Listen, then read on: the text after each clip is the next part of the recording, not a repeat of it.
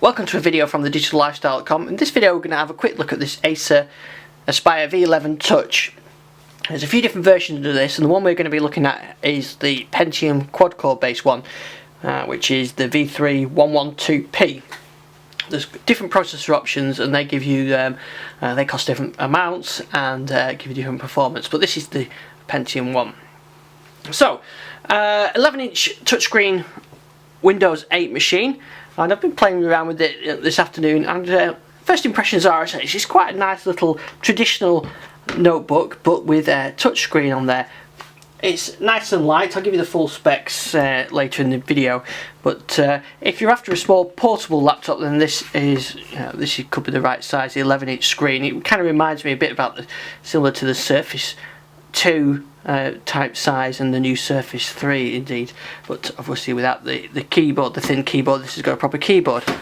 In terms of ports, we've got full-size SD card reader, headphones.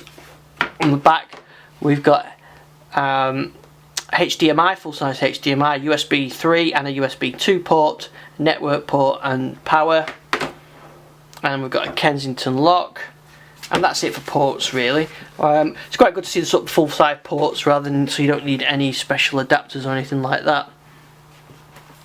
We've got a nice keyboard on here. Sort of, it's not a premium feel keyboard, but there's not too much throw on the keys. They're a bit on the sort of squishy side, but for a small sort of device, they're not too bad. There's no numeric keypad or anything like that, but that keeps this nice and narrow. And you've got a trackpad on there that does support multi-touch for scrolling, which I always like, because I miss that when that's not there. And you see it does support the Edge UIs as well. So we've got this sort of keyboard, which it's not a wide device, so you know numeric pad or anything like that, but it fits nicely in with the 11-inch screen. It's quite a soft keyboard, got a bit of travel on there, but certainly usable. I've been doing some typing this afternoon and I had no issues using it. It's got a trackpad on here as well, which supports scrolling and the Edge UI gestures that you need for Windows 8.1, which is quite good. Not all of them do that, so that's quite good to see. But like I said, as well as the keyboard and the trackpad, you've got a touch screen on there as well.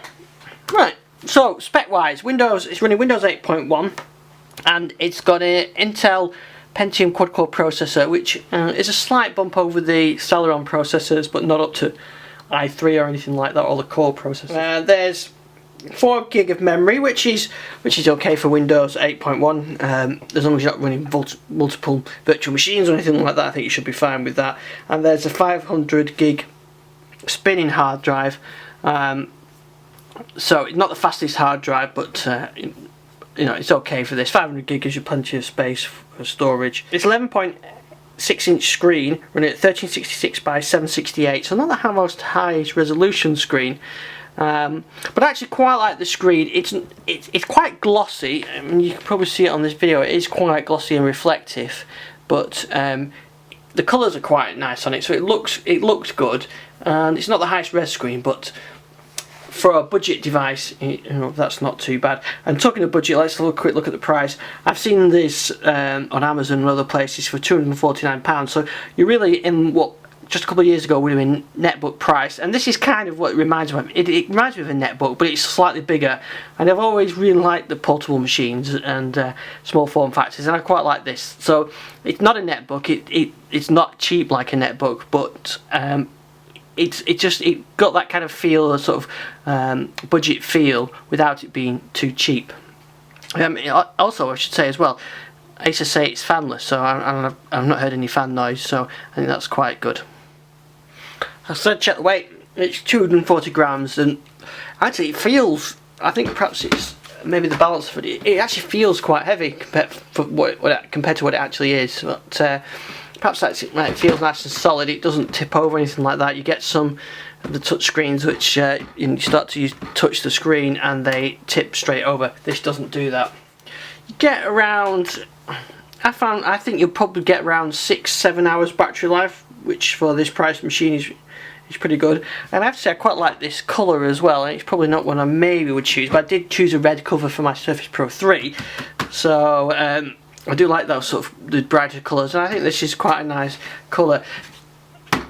It looks quite nice. It's got this sort of brushed effect on the front, and the plastic feel under the back. But yeah, I think that's quite a nice looking design. And some things I noticed as well, even from cold starts, are pretty quick on this. Resuming and bringing it back into Windows is really good.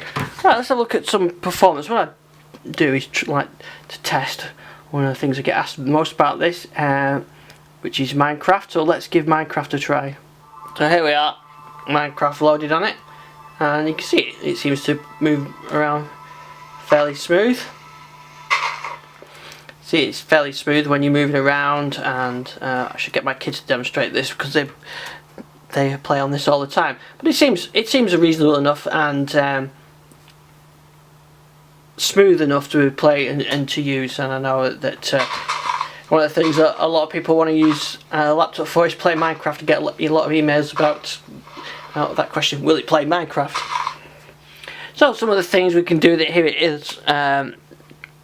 A bit of web browsing, and nice and responsive. I should be able to load up video, and we'll try and play a video, see what that sounds like and looks like.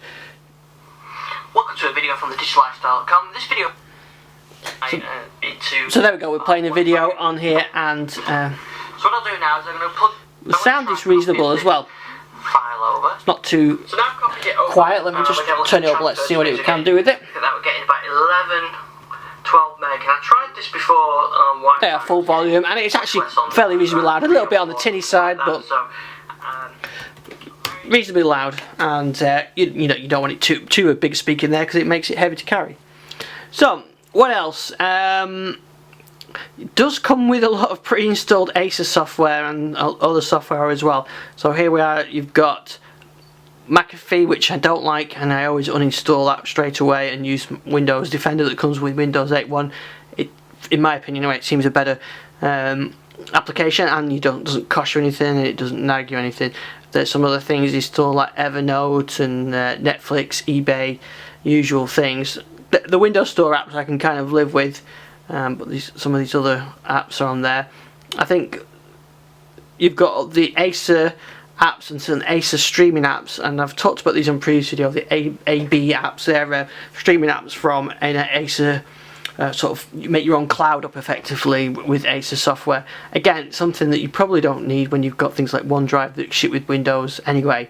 But they're all on there, and Cyberlink, there's some Cyberlink applications on there, and some Spotify and LoveFilm shortcuts, and their own media players and all that kind of thing. So I think it does come with quite a lot, and I think you probably want to get rid of those, especially the McAfee antivirus. I don't think it's really worth it.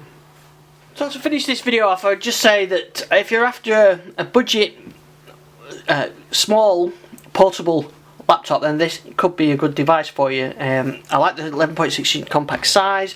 It's got a nice screen and touch screen as well, which I think it's really handy when I come to use a device that hasn't got a touch screen. I always sort of forget and start touching the screen. It's got a fairly decent trackpad. It's not probably the best I've used, but it supports gestures, and it's fairly accurate, so that's good. Keyboard a little on the soft side, but for a budget device like this, I think that's pretty good. You've got full-size HDMI and USB 3 ports, and a network port as well, so you can plug Ethernet straight into it. So it has its real good points, and I think for a budget device, I think it's a nice little laptop, nice to carry around. It's got a decent design. It's fairly fast for what it does, and you're not going to be editing full 4K videos on here, but for browsing, email, typing, Word documents, that kind of thing, watching videos on, I think it's a nice little device and nice and portable as well. So that's the Acer V11 Touch, and I'll include a link with more details along with the video on our YouTube channel and also on thedigitalLifestyle.com. So thanks for watching this video, and look out for more soon.